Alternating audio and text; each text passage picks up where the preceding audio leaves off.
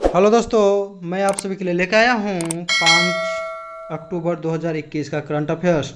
चलिए हम लोग स्टार्ट करते हैं। मैं हूँ लोक कुमार, आप सभी का स्वागत करता हूँ आपके अपने यूट्यूब चैनल में। तो पहला क्वेश्चन है दोस्तों, जो कि बहुत ही महत्वपूर्ण क्वेश्चन है दोस्तों, कि फिजियोलॉजी यानी कि मेडिसिन में नोबेल पुरस्कार 2021 की घोषणा की गई है। यह किसे दिया गया दोस्तों?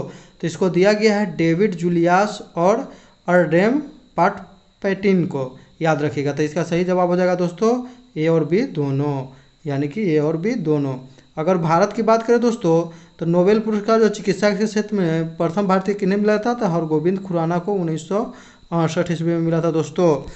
यदि नोबेल पुरस्कार की बात करें दोस्तों, तो नोबेल पुरस्कार 1 नंबर का पुरस्कार है, इसीलिए 1 नंबर में इसका स्थापना 1901 में हुआ था। अल्फ्रेड नोबेल के जन्मदिन पर दिया जाता है इसको, 10 दिसंबर को। याद रखिएगा। अल्फ्रेड नोबेल किस देश के दोस्तों थे? तो स्वीडन। तो स्वीडन के द्वारा स्वीडन की राजधानी स्टॉकहोल्म में इसे प्रदान किया जाता है। नोबेल पुरस्कार की बात करें दोस्तों, तो इसे 6 क्षेत्रों में दिया जाता है। शुरुआत में नोबेल पुरस्कार जो है 5 ही क्षेत्रों में दिया जाता था दोस्तों, लेकिन अभी वर्तमान में कितने क्षेत्रों में दिया जाता है दोस्तों? तो 6 क्षेत्रों में दिया जाता है। तापमान और स्पर्श के लिए रिसेप्टर्स की उसकी खोजों के लिए संयुक्त रूप से प्रदान किया गया था। इस सफल खोजों ने गहन शोध गतिविधियों शुरू की, जिससे हमारी समझ में तेज़ी से वृद्धि हुई कि हमारी तंत्रिका तंत्र गर्मी, ठंड और यांत्रिक तो जनाब को कैसे महसूस करते हैं, यानी यांत्रिक हो तब उसे कैसे महसूस करते हैं। इसी का खोज के लिए उनको चिकित्सा का नोबेल पुरस्कार दिया गया है, देने के लिए चुना गया है दोस्तों। याद रखिएगा। अगर भारत की बात करें, भारत के किन किन लोगों को नोबेल पुरस्कार मिला है, तो सबसे पहले प्रथम एशियाई व्यक्ति थे जिन्हें साहित्य का नोबेल पुरस्कार मिला। तो वे कौन थे दोस्तों? तो RNT यानी कि रविंद्रनाथ टैगोर, जिन्हें 1913 ईस्वी में मिला था दोस्तों। याद रखिएगा। अब भारत की प्रथम महिला मदर टेरेसा थी, जिन्हें नोबेल पुरस्कार मिला था दोस्तों। याद रखिएगा। तो मदर टेरेसा को कब मिला था दोस्तों? तो 1979। याद रखिएगा। ये बहुत वीवीआई क्वेश्चन है। शांति के क्षेत्र में दिया गया था दोस्तों, जन कल्याण के शांति के क्षेत्र में। शांति के क्षेत्र में एक और व्यक्ति को दिया गया दोस्तों। तो शांति के क्षेत्र में एक और व्यक्ति को, भारतीय को, किनको दिया गया है? तो हाल ही में 2014 में कैलाश सत्यार्थी को दिया गया था, मलाला यूसुफजई के साथ है। आगे नेक्स्ट देखते हैं दोस्तों, कि भारत के पहले खेल मध्यस्थता केंद्र का उद्घाटन किरण रिजिजू के द्वारा कहाँ में किया गया? तो इसका उद्घाटन किया गया दोस्तों अहमदाबाद में। कहाँ में किया गया दोस्तों? तो अहमदाबाद में। यानी कि खेल के मध्यस्थ केंद्र, यानी कि खेल के बीच मध्यस्थता निभाने के लिए, जैसे कि खेल में कभी अनौपचारिक रूप से वार्तालाप हो जाता है, ये सब के लिए मध्यस्थता निभाने के लिए। याद रखिएगा दोस्तों। अगर इंदौर की बात करें, तो यह भारत का जो है सबसे स्वच्छ शहर है दोस्तों, सबसे स्वच्छ शहर है। ये वाटर प्लस सिटी वाला प्रथम शहर है भारत का, वाटर प्लस सिटी। याद रखिएगा दोस्तों, वाटर प्लस सिटी प्रथम भारतीय शहर। याद रखिएगा दोस्तों, इंदौर। भारत का मैनचेस्टर किसे कहते हैं दोस्तों? तो भारत का मैनचेस्टर अहमदाबाद को कहते हैं। जबकि उत्तर भारत का मैनचेस्टर किसे कहते हैं दोस्तों? तो कानपुर को कहते हैं उत्तर भारत का मैनचेस्टर। याद रखिएगा। भारत के सूती वस्त्र की राजधानी मुंबई को कहा जाता है। याद रखिएगा। भारत की वित्तीय राजधानी भी मुंबई को कहा जाता है। भारत का प्रवेश द्वार भी मुंबई को कहा जाता है। याद रखिएगा दोस्तों। केंद्रीय मंत्री अमित शाह ने सुदर्शन भारत परिक्रम को हरी झंडी दिखाई। यानी सुदर्शन भारत परिक्रम क्या है दोस्तों? तो केंद्रीय गृह मंत्री जो है अमित शाह 2 अक्टूबर 2021 को भारत की स्वतंत्रता के 75वें वर्ष के जश्न मनाने के लिए आज़ादी के अमृत महोत्सव मनाया जा रहा है के एक भाग के रूप में राष्ट्रीय सुरक्षा गार्ड यानी कि NSG, जिसकी स्थापना 1984 में हुआ था दोस्तों। याद रखिएगा। अखिल भारतीय कार रैली जो है सुदर्शन भारत परिक्रमा को हरी झंडी दिखाकर रवाना किया। NSG की कार रैली को दिल्ली के ऐतिहासिक लाल किला से हरी झंडी दिखाया गया। कहाँ से दोस्तों? तो लाल किला किसने बनवाया था दोस्तों? तो शाहजहां ने बनवाया था। याद रखिएगा।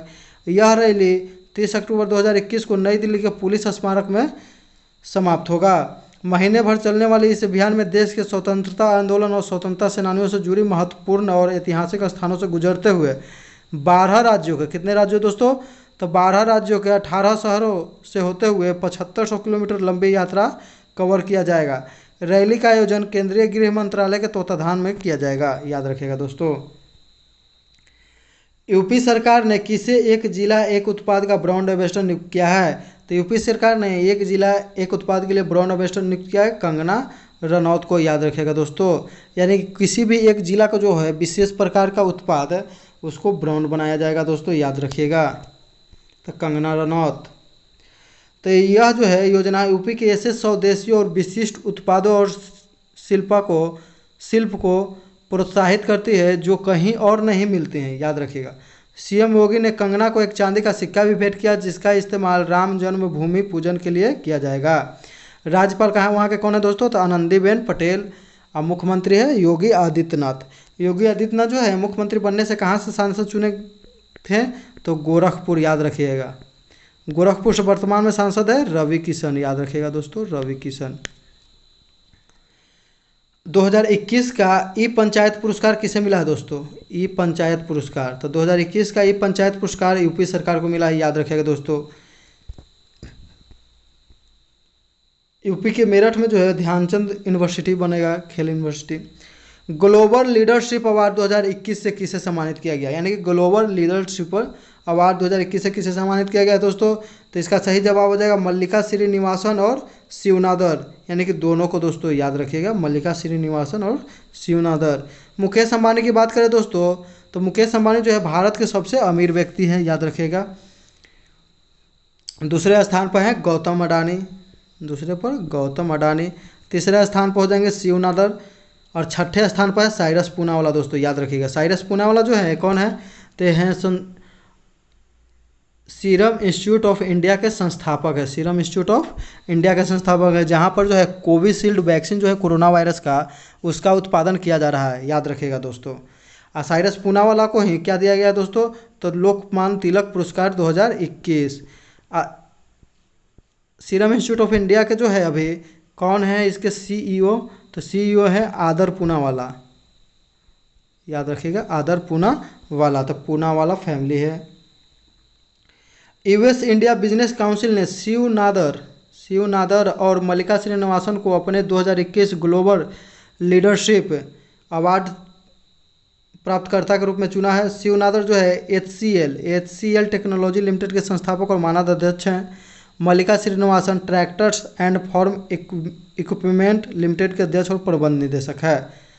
ग्लोबल लीडरशिप अवार्ड पुरस्कार 2007 से शुरू किया गया। यह प्रतिवर्ष जो है संयुक्त राज्य अमेरिका और भारत के सिर्फ से कॉरपोरेट अधिकारियों को सम्मानित किया जाता है, ध्यान रखिएगा दोस्तों। हाल ही में जो है क्वाड का सम्मेलन हुआ दोस्तों, तो कहाँ में हुआ था?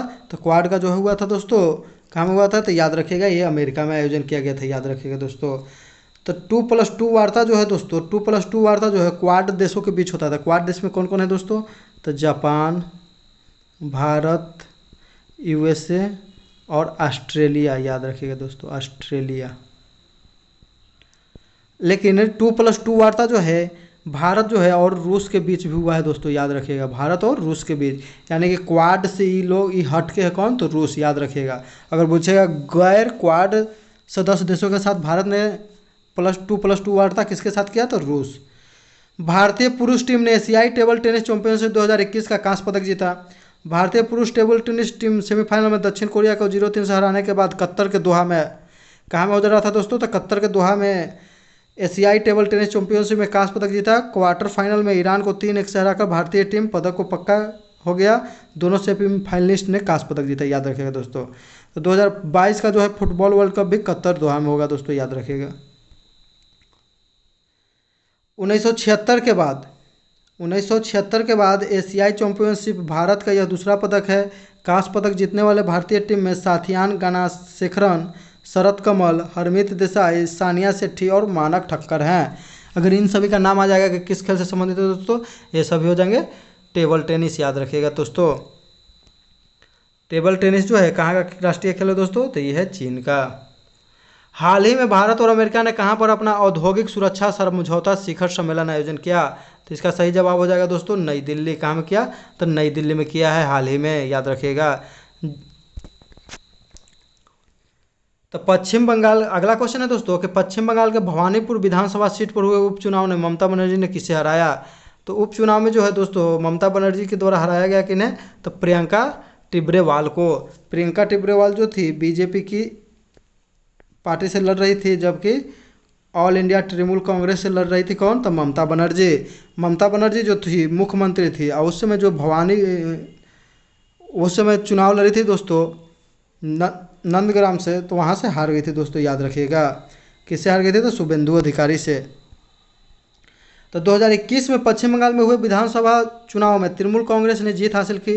6 महीने के अंदर चुनाव जीतना जरूरी था ममता बनर्जी को, अगर मुख्यमंत्री बने रहना था तो, याद रखिए, क्योंकि वह किसी भी सदन की सदस्य नहीं थी। मंत्री बनने के लिए किसी न किसी सदन का सदस्य होना जरूरी है।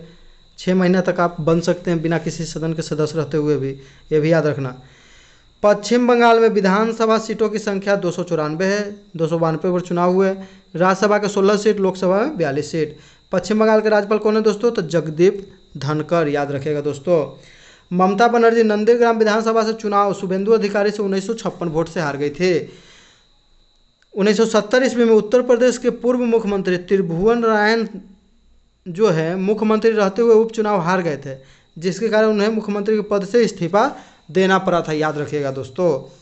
तो पहले मुख्यमंत्री जो थे लेकिन सदन के सदस्य नहीं थे, लेकिन बस उपचुनाव में लड़े थे तो हार गए थे, याद रखिएगा दोस्तों।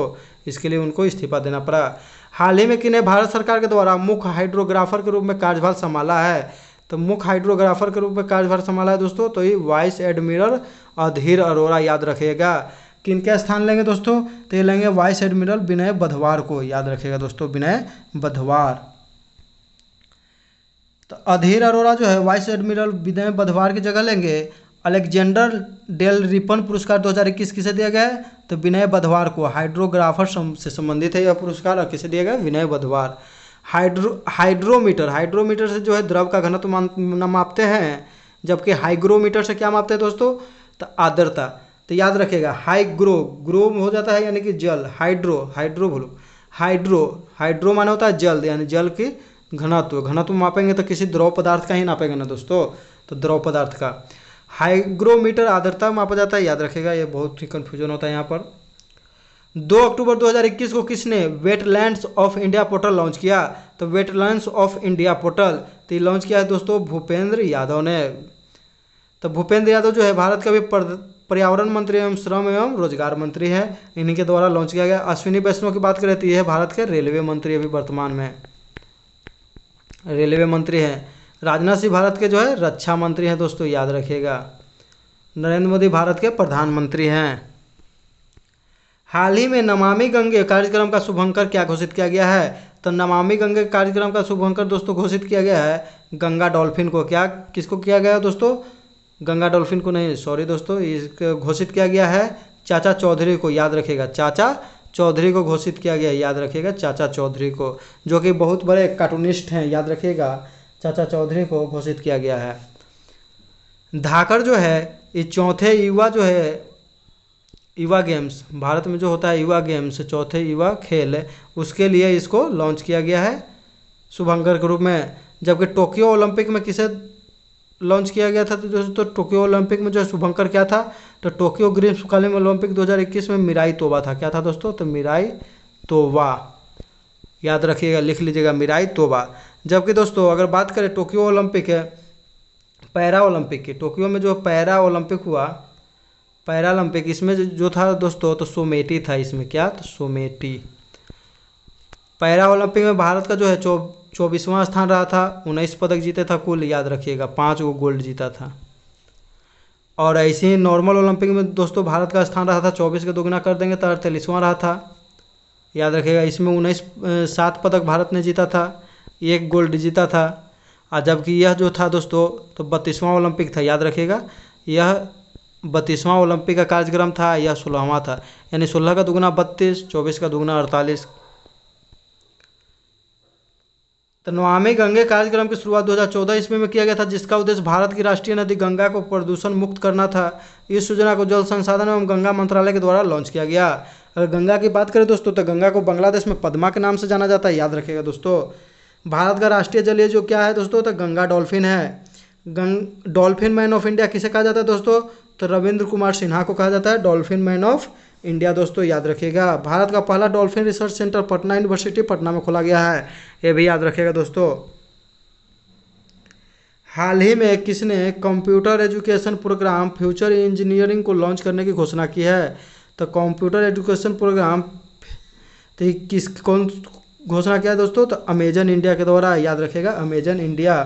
अमेजन की अगर बात करें दोस्तों तो अमेजन के संस्थापक कौन है? तो अमेजन के संस्थापक है जेफ बेजोस। जेफ बेजोस, याद रखिएगा। और इसी के द्वारा इसरो जो है, इसरो भारत में स्थापना 1969 ईस्वी में हुआ था दोस्तों, याद रखिएगा। के सिवन इसके अध्यक्ष हैं। अमेजन इंडिया कंप्यूटर साइंस से संबंधित है यह जो कार्यक्रम लॉन्च किया जा रहा है। इसका उद्देश्य जो दोस्तों है 6 से 12वीं क्लास तक के 1 लाख बच्चे को गुणवत्ता युक्त शिक्षा दिया जाएगा, याद रखिएगा दोस्तों। अमेजन के भारत में पहली यूनिट कहाँ लगाया गया था दोस्तों? तो चेन्नई में लगाया गया था, याद रखिएगा अमेजन के, तो चेन्नई। अमेजन के सीईओ कौन है? तो वर्तमान में एंडी जेसी है। इनसे पहले जो थे जेफ बेजोस थे, तो उन्होंने सीईओ का पद छोड़ दिया है। श्रम और रोजगार मंत्रालय दोस्तों, श्रम और रोजगार मंत्रालय जो है, मंत्री कौन है? भूपेंद्र यादव ने किसके सहयोग से डिजी सक्षम पहल प्रारंभ किया है? तो कल ही बताया था माइक्रोसॉफ्ट इंडिया। भारत की नई एजुकेशन पॉलिसी जो है न्यू एजुकेशन पॉलिसी 2020 जो है एसडीजी के नंबर 4 पर आधारित है, यानी 4 है, यानी कि सस्टेनेबल डेवलपमेंट गोल के नंबर 4 पर आधारित है भारत का जो है राष्ट्रीय शिक्षा नीति, जो 2020 में पारित हुआ है। द्विपक्षीय संयुक्त युद्धाभ्यास मित्र शक्ति किन 2 देशों के बीच आयोजित किया गया दोस्तों? तो मित्र शक्ति का जो आयोजन होता है दोस्तों भारत और श्रीलंका के बीच होता है। श्रीलंका के बीच एक और होता है दोस्तों स्लीनेक्स, याद रखिएगा स्लीनेक्स। सिंगापुरी याद करें तो इसको तो सिम्बेक्स, सिम्बेक्स याद रखिएगा। भारत और नेपाल के बीच दोस्तों तो सूर्य किरण का हाल ही में आयोजन जो है पिथौरागढ़ उत्तराखंड में किया गया है दोस्तों, याद रखिएगा। भारत और मालदीव के बीच एक्विरिन युद्ध अभ्यास किया जाता है। संप्रति एक्सरसाइज भारत और बांग्लादेश के बीच किया जाता है, जबकि मालाबार एक्सरसाइज क्वाड देशों के बीच किया जाता है। तो भारत, जापान, ऑस्ट्रेलिया और अमेरिका क्वाड संगठन में आते हैं। पिंक बॉल टेस्ट में शतक बनाने वाली पहली भारतीय महिला खिलाड़ी कौन बन गई है दोस्तों? तो पिंक बॉल टेस्ट में अगर बात करें तो ये बन गई है स्मृति मंधना, याद रखिएगा स्मृति मंधना। टेस्ट टीम के अभी भारतीय महिला टीम के कप्तान कौन है? टेस्ट और वनडे की कप्तान है मिताली राज। मिताली राज जो है महिलाओं के क्रिकेट में सबसे अधिक रन बनाने वाली जो है विश्व की सबसे अधिक रन बनाने वाली खिलाड़ी है। शेफाली वर्मा जो है सबसे कम उम्र में जो है अर्धशतक लगाने वाली खिलाड़ी है जो दोस्तों वर्ल्ड कप में, T20 वर्ल्ड कप में, याद रखिएगा दोस्तों। तो भारत की महिला क्रिकेट टीम अपनी पहली पिंक बॉल टेस्ट ऑस्ट्रेलिया के साथ खेल रही है। इस मैच में स्मृति मंधना ने शतक जड़ा दोस्तों, याद रखिएगा। भारत की तरफ से पिंक बॉल टेस्ट में सेंचुरी बनाने वाले पहले भारतीय विराट कोहली, जिन्होंने बांग्लादेश के खिलाफ कोलकाता ईडन गार्डन में शतक बनाया था। तो भारत जो है पहला बार खेल रहा था दोस्तों पिंक बॉल टेस्ट, और उसी में विराट कोहली के द्वारा शतक जमाया गया था दोस्तों, याद रखिएगा। महिला क्रिकेट में सबसे अधिक रन बनाने वाले विश्व के प्रथम खिलाड़ी, माने सबसे अधिक अभी कौन है प्रथम खिलाड़ी? तो मिताली राज। T20 में 10,000 रन बनाने वाले भारत के पहले बल्लेबाज विराट कोहली। विश्व के प्रथम बल्लेबाज तो क्रिस गेल। दूसरे स्थान पर आ जाते हैं कौन? तो पुलॉट। तीसरे स्थान पर आ जाते हैं तो शोएब मलिक, याद रखिएगा दोस्तों। 100वें टेस्ट मैच में 200 रन बनाने वाले विश्व के एकमात्र बल्लेबाज कौन है दोस्तों? तो अपने 100वें टेस्ट मैच में 200 रन बनाया तो वो थे जो रूट, याद रखिएगा जो रूट, जो कि इंग्लैंड टीम के कैप्टन हैं। इंग्लैंड के जो है टेस्ट टीम के कप्तान है जो रूट है। आईपीएल में एक ही टीम के खिलाफ 1000 रन बनाने वाले प्रथम बल्लेबाज कौन है? तो रोहित शर्मा, जो कि कोलकाता नाइट राइडर्स यानी कि केकेआर के खिलाफ बनाया है दोस्तों, याद रखिएगा। अगर बात करें तो आईपीएल में प्रथम हैट्रिक कौन लिया था दोस्तों? तो आईपीएल का प्रथम हैट्रिक जो था दोस्तों, आईपीएल का प्रथम हैट्रिक है, याद रखिएगा, तो ये लिए थे बालाजी, भारतीय बॉलर है बालाजी। जबकि T20 में प्रथम हैट्रिक जो है इंटरनेशनल मैचों में कौन लिया था दोस्तों? तो ब्रेटली का नाम है। तो मिताली एक्सप्रेस जो हाल ही में परिचालन किया गया है भारत और बांग्लादेश के बीच चलाया जाएगा न्यू जलपाईगुड़ी से ढाका तक है, यानी कि न्यू जलपाईगुड़ी NJP से ढाका तक है। हैदर नाइट इंग्लैंड की प्रथम महिला क्रिकेट खिलाड़ी जिन्होंने तीनों फॉर्मेटों में शतक लगाया है। वनडे क्रिकेट में दोहरा शतक और उसी मैच में 5 विकेट लेने वाले प्रथम खिलाड़ी और विश्व के एकमात्र खिलाड़ी कौन है? तो महिला खिलाड़ी है दोस्तों अमेलिया केर, जो कि न्यूजीलैंड की महिला खिलाड़ी है, याद रखिएगा दोस्तों। T20 में सबसे तेज शतक लगाने वाली महिला खिलाड़ी है सोफी डिवाइन, जो कि न्यूजीलैंड की है। कल का क्वेश्चन था दोस्तों कि भारत का प्रथम इलेक्ट्रिकल व्हीकल सिटी कौन है? इलेक्ट्रिकल व्हीकल सिटी, तो भारत का प्रथम इलेक्ट्रिकल व्हीकल सिटी जो है दोस्तों गुजरात राज्य का जो है केवड़िया है, याद रखिएगा केवड़िया। तो इसका सही उत्तर बहुत लोगों ने दिया, जिनका नाम इस प्रकार है दोस्तों। पहला है दीपक 123 स्मार्ट स्टडी KI2007, अमृता कुमारी, धनंजय कुमार, जीके ट्रिक्स, पृथ्वीराज, सलोनी कुमारी, खुशबू कुमारी, रहीम, सुप्रिया कुमारी इत्यादि। इन सभी को मेरे तरफ से ढेरों सारी शुभकामनाएं और बधाई दोस्तों। और आज का क्वेश्चन रहेगा दोस्तों, जिसका आप लोग कमेंट करके जवाब दीजिएगा कि विश्व का सबसे बड़े चरखे, नाम जो है यरवदा है, का लोकार्पण किस शहर में किया गया है? यानी कि विश्व के सबसे बड़े चरखे जिसका हाल ही में लोकार्पण किया गया है, तो वो किस शहर में किया गया दोस्तों? तो आप लोग कमेंट करके शहर का नाम बताना है। चरखा का नाम है यरवदा, विश्व का सबसे बड़े चरखा का निर्माण किया गया है।